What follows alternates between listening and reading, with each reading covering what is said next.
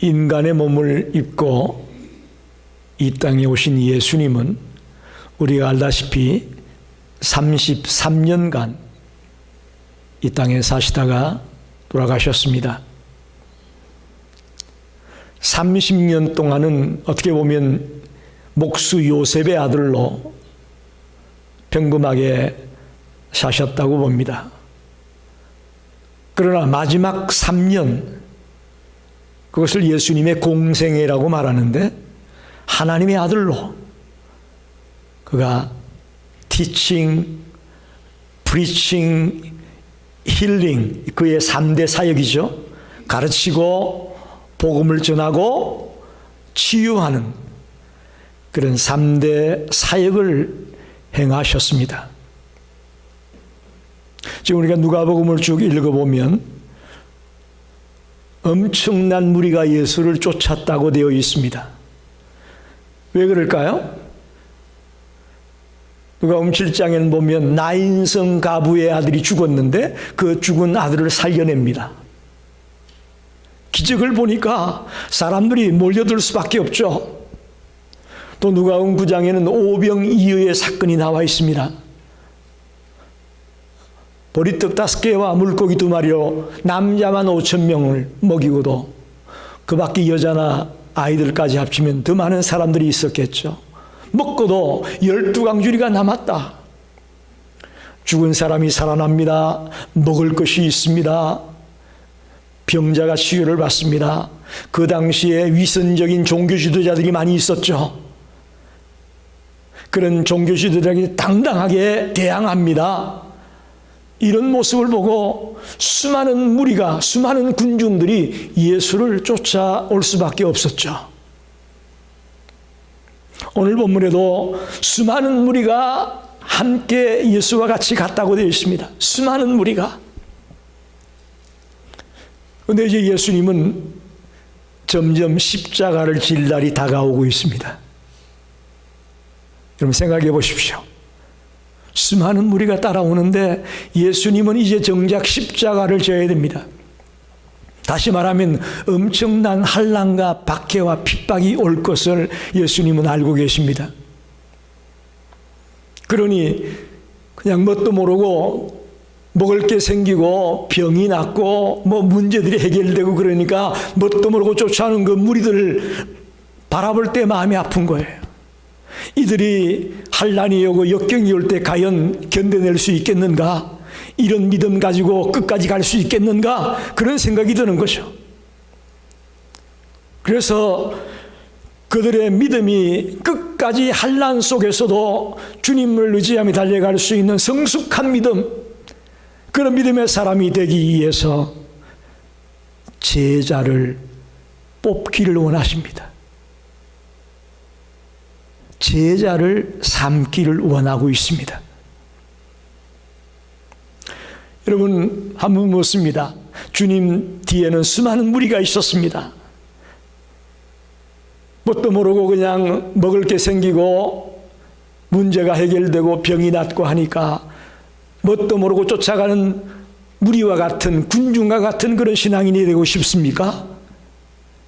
아니면 주님을 위해서라면 어떤 환난이, 어떤 핍박이, 어떤 박해가 내 앞에 오더라도 주님을 부인하지 아니하고 주님을 버리지 아니하고 주님을 따라가겠노라고 결단하는 제자가 되고 싶습니까?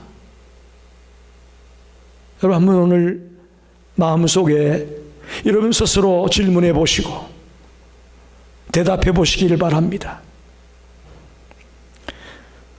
어떻게 보면 주님의 3년간의 공생의 기간 동안 많은 일을 하셨지만 가장 주님이 집중한 사역은 12명의 제자를 훈련하고 양육시키는 일이었습니다.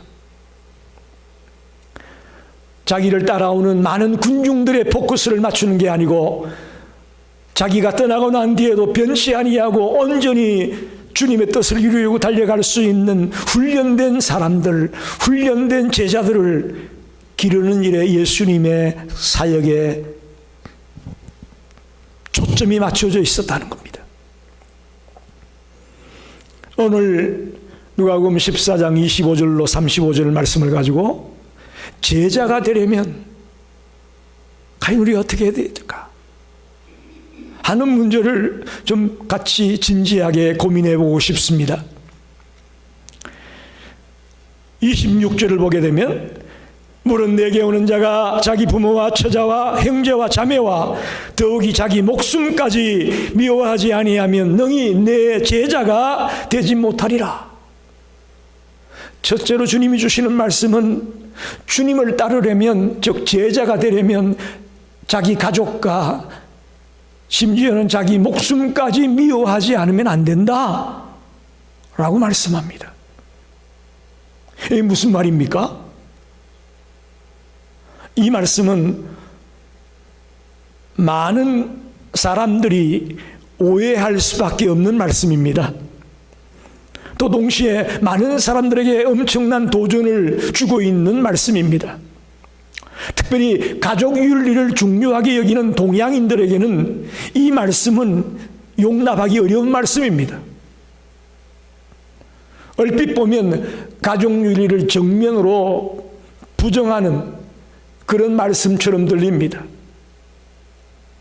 자기 부모, 처자, 형제와 자매, 더욱이 자기 목숨까지 미워하고 따라와야 된다고 말하니까 우리들로는 도저히 받아들이기 어려운 그런 말씀으로 들려집니다. 여러분 잘 들으십시오. 예수님은 원수를 사랑하라고까지 말씀하셨습니다. 아멘입니까? 원수까지도 사랑하라고 하셨습니다. 또 친히 육신의 어머니를 돌보셨던 분입니다. 또 십계명에는 내 부모를 공경하라고 말하지 않습니까? 그리고 자기 부모를 거역하는 자는 돌로 쳐 죽이라고까지 말씀하셨습니다. 예, 이게 하나님이 이렇게 주신 말씀이었어요. 그런데 도대체 이게 무슨 말이냐? 다시 말하면 지금 14장 26절에서 하고 있는 이 말씀이 우리의 가족들과 자기 생명을 부정하라, 버려라, 그런 명령이 아니라는 것을 꼭 기억하십시오. 이 말씀은 가족 윤리를 부정하는 게 아니고 가정을 버리라는 얘기가 아니고, 가족들도 사랑하지만 그리스도에 대한 사랑과 비교해 볼 때에 우리가 더 가산점을, 더 비중을 그리스도에게 둘 것을 요구하는 겁니다. 부모도 버리고 형제도 버리고 모든 거 다 버리고 주님만 따라야 된다라는 그런 메시지가 아니고, 그것도 물론 중요하고 소중하지만 그리스도를 향한 사랑과 견주어 볼 때에 그리스도에 관한 사랑이 더 우선해야 된다는 것을 강조하는 말씀입니다. 다시 말하면 예수님의 제자가 된다는 얘기는 자기 생의 가장 중요한 위치에 예수님을 두고 따라와라, 그렇게 말씀하는 겁니다. 우리가 이 땅을 살다 보면 사랑해야 될 대상이나 헌신해야 될 대상이 여러 가지 아닙니까? 그죠? 사랑해야 될 대상도, 우리가 헌신할 대상도 여러 가지가 있습니다. 그런데 가장 중요한 위치에, 가장 중요한 사랑의 대상이나 가장 중요한 헌신의 대상의 위치에 예수 그리스도를 두기를 원하시는 겁니다. 이것이 오늘 첫 번째 제자가 되려는 사람에게 던지는 주님의 말씀입니다.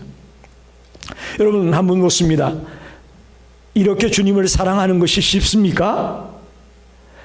자기 부모도, 자기 형제 자매도, 또 자기 목숨도 다 내려놓고 무슨 순위에 주님을 두고 사랑하라는 말, 이거 실천하는 게 쉽지 않아요. 어렵습니다. 근데 오늘 우리가 320장 찬양을 불렀지 않습니까? 320장 찬송을 불렀는데, 나를 일꾼 삼으신 주 크신 능력 주시고 언제든지 주 뜻대로 사용하여 주옵소서. 여러분, 우리가 이런 모습으로 주님을 따를 수 있는 건 내 힘으로 못해요. 내 힘으로 그렇게 할 수가 없어요. 주님이 주시는 힘과 능력으로, 성령의 권능으로, 성령의 도우심으로 우리가 이런 자리에까지 나아갈 수 있음을 믿습니다. 여러분, 용기를 내십시오. 나는 그렇게까지는 주님 사랑하지 못해. 내 가족도 버리고 형제자매도 버리고 내 목숨까지도 미워하면서 나 주님 따르는 거 못해. 저도 힘들어요. 그렇지만 놀라운 것은 내 힘으로 이런 희생과 결단을 가지고 달려가는 것 어렵습니다. 오직 성령의 능력으로 주님이 우리를 붙들어주고 주님이 인도해 줄 때만이 우리가 이런 자리에까지, 이런 단계에까지 나아갈 수 있음을 믿습니다. 할 수 있습니다, 여러분. 우리 주변에 정말 제자답게 주를 위해 온전히 헌신하는 사람을 많이 볼 수 있습니다. 그게 어떻게 가능할까요? 저분은 전성적으로 타고나서, 전성적으로 타고나서 그런 사람은 아무도 없어요. 성령의 능력으로 붙들어 주시고 도와주시고 인도해 주실 때에 우리가 감히 그 자리에까지 나아갈 수 있는 줄 믿습니다.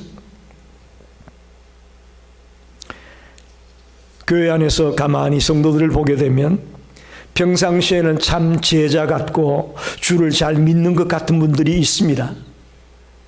근데 교회 안에 어떤 이슈가 생기게 되면 그때 본색이 드러나는 분들이 있습니다. 예를 들면 교회 안에 장로님을 세운다, 안수 집사를 세운다, 근사를 세운다, 집사님을 세운다 할 때에 제대로 된 교회들은 교인들이 투표를 해서 그 사람을 세웁니다. 그런데 그럴 때 주로 나오는 게 어떤 거냐? 혈연이냐, 또 지연이나 이런 것들이 작용을 합니다. 성령 충만하다고 하고 제자라고 하고 큰소리 빵빵 쳤던 사람도 그런 문제 이슈가 딱 걸리게 되면 혈연 따지고 지연 따지고 그러면서 인간적인 생각으로 결정을 하려고 하고 추진하려고 하는 경우를 보게 되죠. 심지어는 한 교회 목회자를 청빙할 때도 마찬가지입니다. 이북 사람들이 많이 모이는 교회는 이북 출신이냐를 따진다고 해요. 이북 출신의 목사님이냐? 지연을 따지고 혈연을 따져가지고 목회자를 청빙하려고 들은 그런 청빙위원들이 있음을 보게 됩니다. 평소에는 잘 주님을 따르는 것 같다가도 이해관계에 봉착하게 되면 자기도 모르게 인간적인 욕심이나 인간적인 생각들이 앞장을 서게 된다는 것이죠. 그래서 오늘 나를 따르려면 자기 가족이나 자기 목숨도 미워하면서 따라라. 가정도 내팽개치고 부모 자식도 다 내팽개치고 오직 교회 나와서 예배만 드리고 기도만 하고 전도만 하고 그렇게 이해하지 마십시오. 이 말씀이 절대 그런 말씀이 아닙니다. 우선순위를 주님을 사랑하고 하나님을 사랑하는 그것에 두고 따라가려고 애쓰는 자가 될 때에 내 힘으로는 할 수 없지만 성령의 능력이 나를 붙잡아서 그렇게 주님을 따르는 자가 되게 해 주실 줄 믿습니다. 우리가 지금까지 그렇게 달려온 겁니다. 내 힘으로 달려온 게 아니에요. 두 번째는 오늘 27절에 보니까 누구든지 자기 십자가를 지고 나를 따르지 않는 자도 능히 내 제자가 되지 못하리라. 주님을 따르려면 자기 십자가를 지고 따라야 된다고 말합니다. 또 이제 여기서 십자가라는 말이 나오는데 십자가는 고통과 수치의 상징입니다. 그렇지만 예수님의 생애는 그 목적이 십자가에 달리시는 것이었습니다. 그 당시 일반 사람들 생각에는 십자가는 수치요, 모든 집안의 패가망신의 상징이 십자가였어요. 아무개 내 아들이 십자가에 달렸대 그러면 그 집안은 파산당한 거나 마찬가지예요. 그만큼 수치와 고난의 상징이 십자가였는데 예수님은 이 땅에 온 목적이 십자가를 지려고 오신 거예요. 그런 의미에서 우리가 예수님을 따르는 것이 자기의 뜻을 부인하고 아버지의 뜻대로 십자가를 묵묵히 졌던 그 예수님처럼 우리도 그런 심정으로 십자가를 지는 자세로 주를 따라야 된다라고 말씀하는 것이죠. 보통은 이 십자가라는 말은 인간에게 찾아오는 실망과 고통과 질병과 슬픔과 같은 온갖 환난에 복종하는 그런 의미를 십자가를 져라, 그렇게 우리가 이해하고 있습니다. 여러분 어떻습니까? 주님을 따르려면 십자가 져야 된다는데 따르겠어요?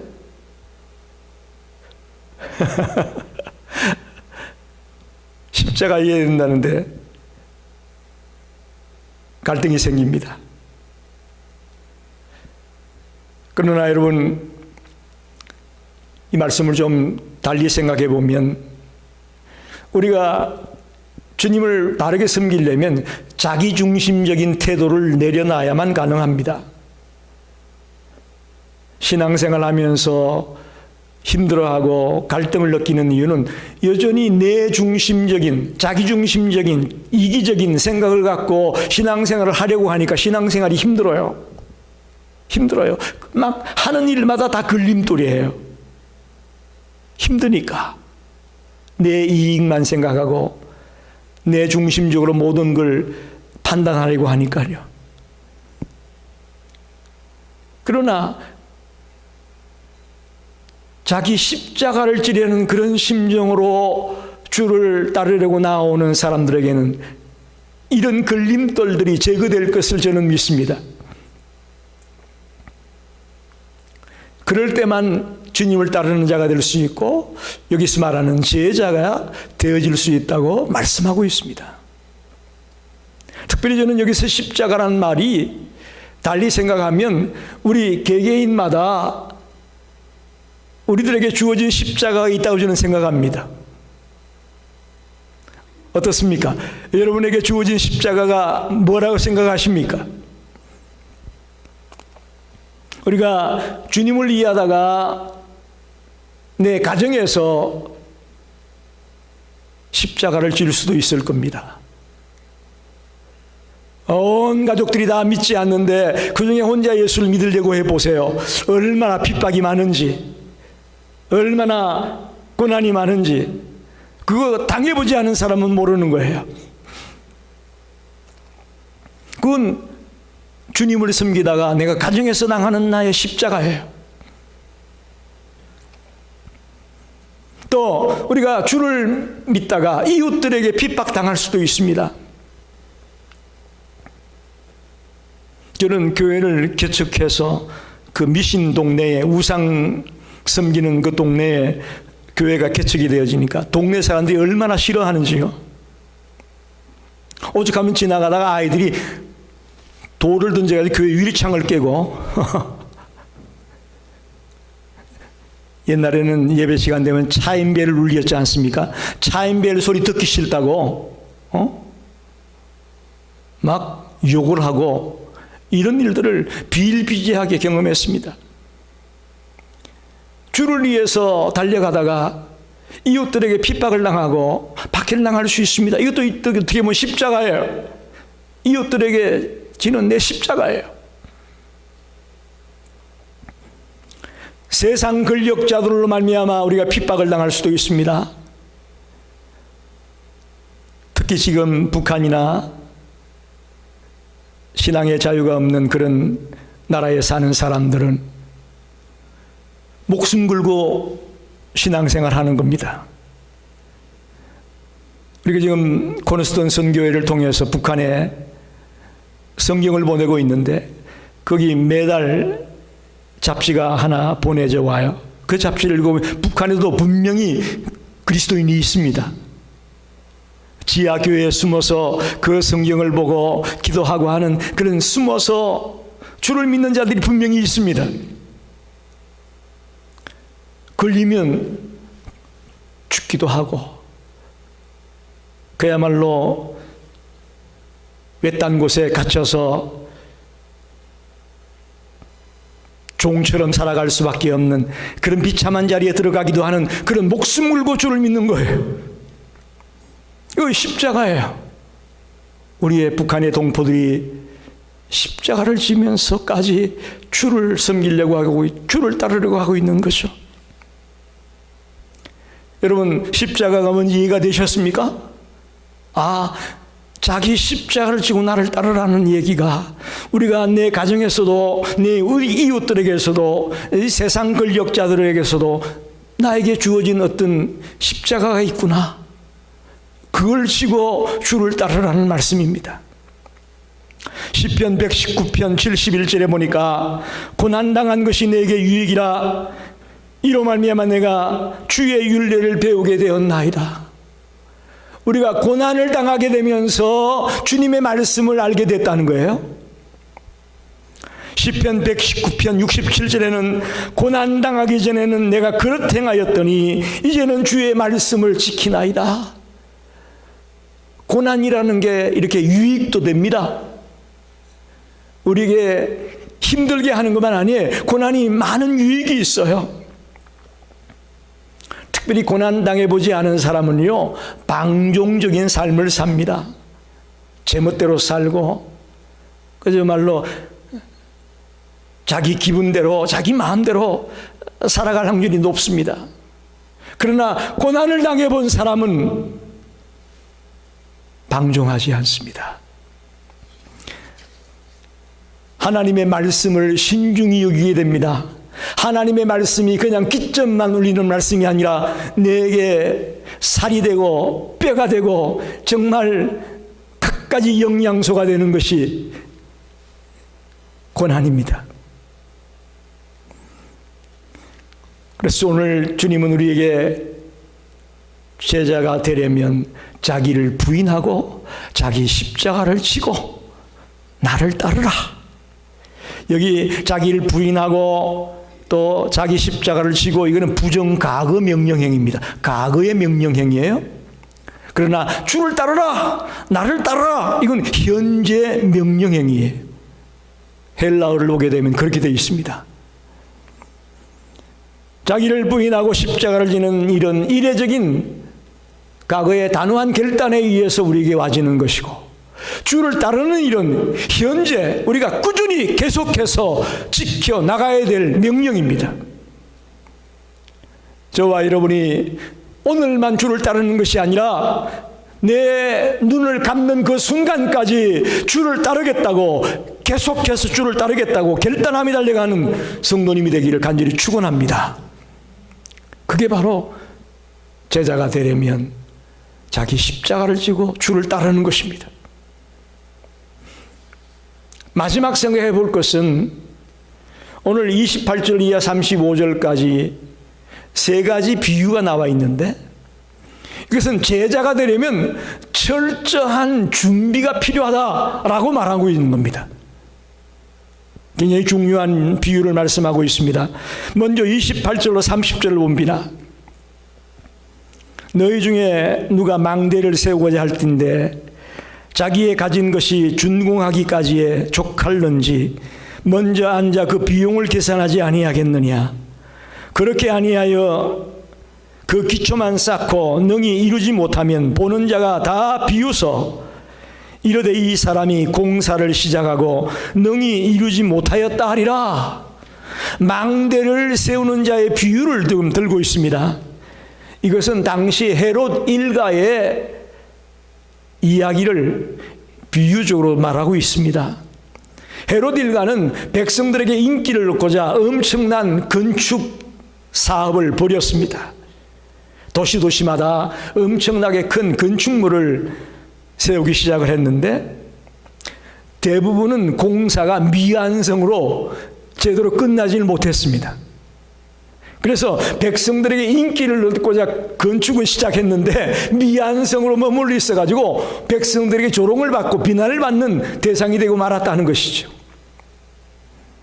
다시 말하면 이 망대를 짓는 비유는 건축자가 건축을 하기 전에 철저하게 준비하고 계획을 세우고 예산이 얼마가 들어가겠다, 얼마가 있어야 지을 수 있다, 이런 철저한 준비가 있어야만 망대를 완성할 수 있는 것처럼 제자가 되려는 사람은 제자의 길이 어떤 길이고 주를 따르는 삶이 어떤 삶이라는 것을 철저히 알고 철저히 준비하고 따라야만 중간에 후퇴하지 아니하고 끝까지 그 길을 갈 수 있다라고 말씀하는 겁니다. 요즘은 좀 시들했습니다마는 한때 교회마다 제자 훈련이 얼마나 난리를 피웠습니까? 곳곳마다 제자 훈련 안 하면 이상한 교회라고 할 정도로 제자 훈련을 그렇게 뜨겁게 외쳤는데 지금 서서히 그 열기가 식어지고 있습니다.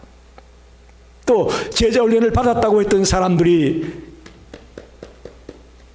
중간에 미완성으로 끝나버리는 경우가 너무너무 많이 생겨지고 있다는 것이죠.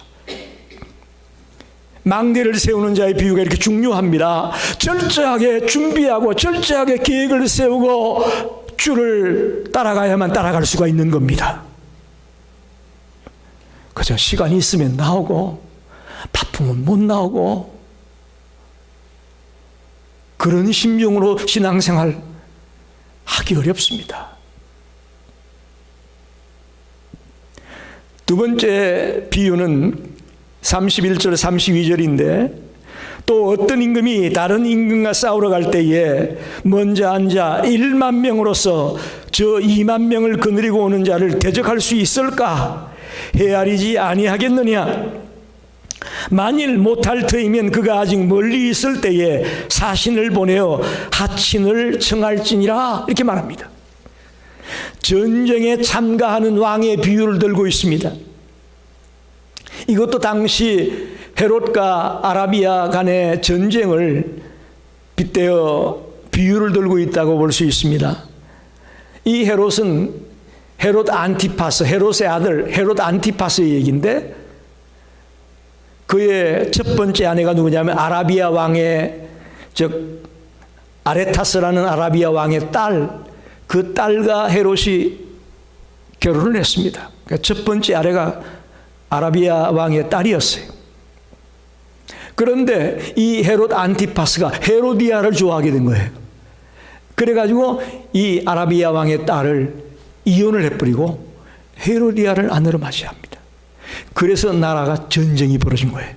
헤롯과 즉 유대와 아라비아 간에 엄청난 전쟁이 벌어졌습니다. 근데 이 헤롯은 이 전쟁에 대한 대비를 못해가지고 이 전쟁에서 완전히 패배하고 맙니다.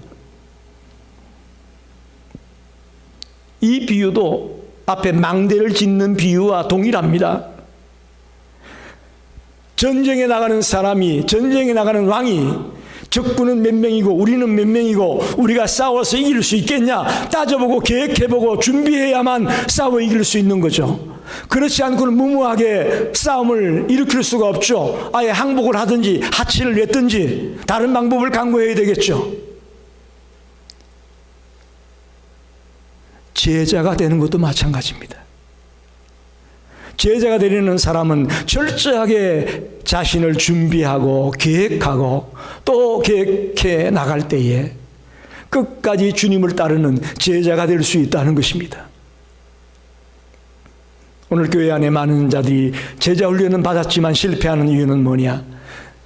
철저하게 준비하지 못했고 철저하게 계획을 세워오지 못했기 때문에 중간에 낙오하고 마는 것이라고 저는 봅니다. 우리는 어떻게 보면 영적인 전쟁에 지금 참여하고 있습니다. 이 영적 전쟁에서 살아남기 위해서는 철저하게 준비하고 철저하게 계획을 세워 나가기를 바랍니다. 그래야만 영적 전쟁에서 우리가 살아남을 수 있고 이길 수가 있습니다. 눈에 보이는 육의 전쟁만 무섭다고 생각하지 마시고 이 영적인 전쟁이 얼마나 무서운 것을 우리가 알고 철저하게 계획하며 준비하면서 주를 따를 수 있는 믿음의 백성들이 되기를 소원합니다. 마지막 세 번째 비유는 34절 35절 봅시다. 소금이 좋은 것이나 소금도 만일 그 맛을 잃으면 무엇으로 짜게 하리요? 땅에도 그럼에도 쓸데없어 내버리느니라. 들을 기가 있는 자는 들을지어다 하시니라. 맛을 잃어버린 소금에 대한 비유입니다. 여러분, 소금의 특성이 뭐죠? 짠맛을 내는 겁니다. 그런데 소금이 만약에 짠맛을 내는 것을 잃어버렸다면 그 소금은 아무짝에도 쓸데없는 거예요. 밖에 내버리는 거예요. 마찬가지입니다. 주님을 따르는 자, 제자라는 것은 제자의 특성이 있습니다. 온전히 주의 말씀에 순종하며 주를 위해 헌신하며 주의 뜻을 이루려고 몸부림을 치는 그런 제자로서의 특성이 있어요. 만약에 우리가 그 특성을 잃어버리게 된다면 우리는 아무짝에도 쓸데없는 밖에 내버리워지는 소금과 같은 그런 존재가 될 수밖에 없다는 것을 말하고 있습니다. 너무나 중요한 말씀입니다. 우리는 그리스도인입니다. 교회에서만 그리스도인이 아니고 어디에 있더라도 그리스도인입니다. 저와 여러분이 그리스도인의 특성을 가는 곳마다 드러내기를 바랍니다. 가는 곳마다. 직장이면 직장에 가서 그리스도인의 냄새를 풍기고 그리스도인의 특성을 보여주는 겁니다. 친구들을 만나도 또 이웃들을 만나도 저분은 참 예수 믿는 사람이야. 정말 저분은 어디에 내놔도 부끄러움 없는 크리스찬이야 라고 우리들의 특성이 어디에 쓰는지 보여줘야 된다고 저는 믿습니다.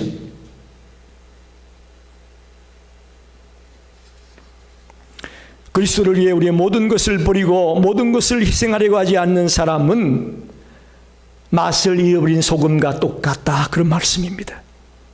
그래서 결국은 쓸모없어서 밖에 던져버려지는 그런 존재가 되고 만다는 것입니다. 더 놀라운 것은 오늘 본문에 마지막에 들을 기가 있는 자는 들을지어다. 이 말은 주님이 보통 쓰지 않아요. 너무너무 중요하고 꼭 우리가 알아야 될 말씀을 강조할 때 쓰는 말씀이에요. 한번 따라 합시다. 들을 기가 있는 자는 들을지어다. 할렐루야. 너무 중요하기 때문에 뒤에 이 말씀까지 남기셨어요. 말씀을 정리합니다. 이 말씀을 듣고 나니까 여러분 어때요? 겁이 나죠? 야, 제자가 된다는 게 어이구 나 못하겠어. 겁이 나죠? 동감합니다. 어떻게 이렇게까지 갈 수가 있어? 나 못하겠어. 그런데 여러분, 제가 분명히 말씀드리지 않았습니까? 우리가 주님을 따른다는 것이 내 힘으로 내 능력으로 따르는 거 아니에요. 그거 못해요. 못합니다. 주님의 성령이 우리를 붙잡아 주시고 우리를 인도해 주시고 우리와 함께 해 줄 때에 우리가 그 제자의 길을 갈 수가 있다고 저는 믿습니다. 많은 분들이 목사라고 얘기하면 불쌍하게 얘기하더라고요. 불쌍하게 여겨요. 어떻게 그런 길을 갈 수 있냐고 불쌍하게 여기시는데, 제 힘으로 하는 것 같으면 벌써 저도 그만뒀을 거예요. 벌써 중간에 포기하고 말았을 거예요. 근데 이 길이 제가 가는 길이 아니더라고요. 주님이 붙들고 계시고 주님이 함께 하기 때문에 이 길을 가는 거더라고요. 그래서 여기까지 왔습니다. 할렐루야. 여러분도 마찬가지예요. 여러분이 제자의 삶을 산다. 아이고 나 겁나. 아이고 어떻게 가족도 미워하고 자기 목숨도 미워하고 자기 십자가도 지고 아이고 나 못해. 아니에요 여러분. 내가 희생하고 내가 죽어야 되는구나, 나 못해, 그게 아니고요. 내가 하는 게 아니고요. 주의 성령께서 우리를 붙들어 주시고 또 우리가 부족한 부분들을 주님이 아시기 때문에 주님께서 그때그때마다 적재적소에 권능으로 함께 해주셔서 우리가 그 길을 넉넉히 가게 해주실 줄 믿습니다. 이게 주를 따르는 제자들의 축복이에요. 손해보다도 축복이 더 많아요, 여러분. 주를 따르는 것이요 손해 같죠? 저는 훨씬 더 복이 많다고 생각합니다. 절대로 손해가 아닙니다. 우리 주님이 우리 부족한 부분을 너무 아시기 때문에 그때그때마다 채워주시는 거예요. 건강이 부족하면 건강을 채워주고, 물질이 부족하면 그때 필요한 것 주시고, 아이들이 교육시키는데 어려운 게 있으면 하나님이 또 아이들을 할 수 있도록 또 길을 열어주시고. 참 지금까지의 제 걸음을 생각해 보면 정말 하나님의 은혜예요. 어떻게 이렇게 살았는가?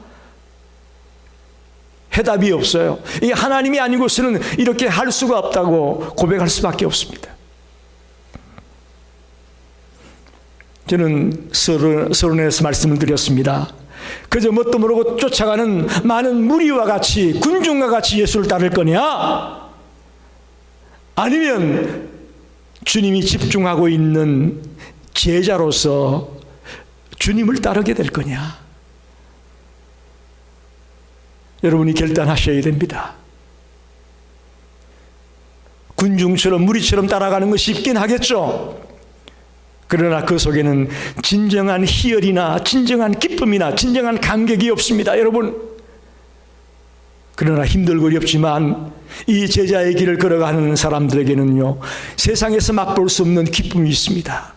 감격이 있습니다. 감사가 있습니다. 희열이 있습니다. 세상의 억만금하고도 바꿀 수 없는 놀라운 것들이 이 속에 있어요. 우리 성도들이, 저는 그런 자리에 들어가기를 원하고 그런 단계까지 나아가기를 소망합니다. 그저 겉모습만, 그 수박 겉핥기식으로 교회 다니는 게 이런 거야, 신앙생활 이런 거야, 수박 겉핥기로 알고 끝나지 마시고 깊이 들어가 봐요. 거기에 신앙의 맛이 있는 거예요. 거기에 말씀의 맛이 있고, 거기에 기도의 맛이 있고, 거기에 봉사의 맛이 있고요, 어마어마한 맛이 있는 거예요. 그래서 저와 여러분이 구경꾼이 아니라, 무리가 아니라 제자가 되어서 주를 따라가는 복된 성도들이 되시기를 간절히 축원합니다. 기도하겠습니다.